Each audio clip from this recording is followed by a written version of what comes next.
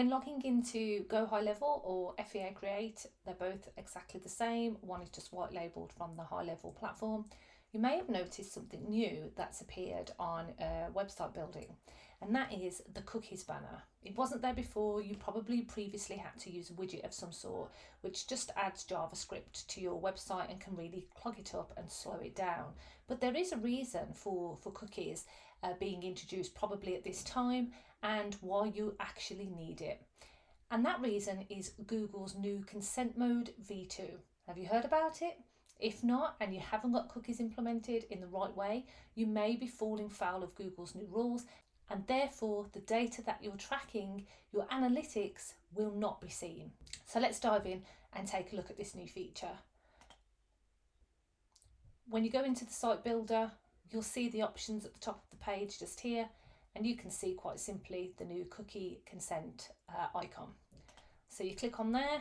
As you can see, I've got this enabled. You just toggle the enable cookie consent banner on and off.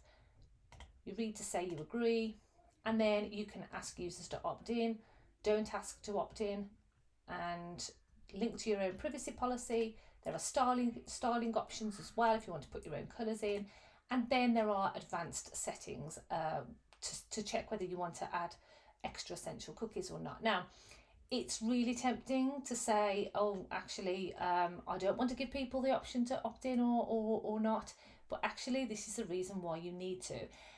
This blog post here, and I'll link that in the description below, gives a really concise, simple way of explaining why it's important. And it says it right here.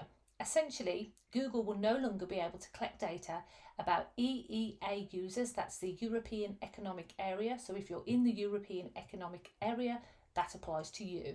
So no longer able to collect data from users in that area from advertising platforms such as Google Ads and Google Analytics if consent mode v2 is not implemented, and this was brought in on the 6th of March 2024. This will affect audience lists and remarketing, restricting the ability to run personalised advertising. So it gives an example here on what your cookies banner needs to look like. So quite simply it says, it may seem a bit complicated, but all you and your development team need to do is make sure your website has a cookie banner in place by the 6th of March. If you haven't got that in place already, you may have seen a dip in your data, and this could be the reason why. So this also has to adhere to consent mode v2. You can't just have a cookies banner. In other words, you've got to give users the option to accept all cookies, adjust preferences, or decline. Simply letting users know that your site is using cookies will not be acceptable after the deadline. That is, if you are planning to continue collecting data.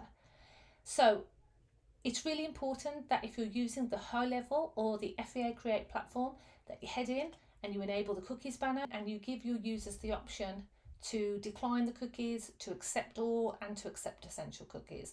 Not just the basic level, not just saying we use cookies to collect your data and then not giving any options at all.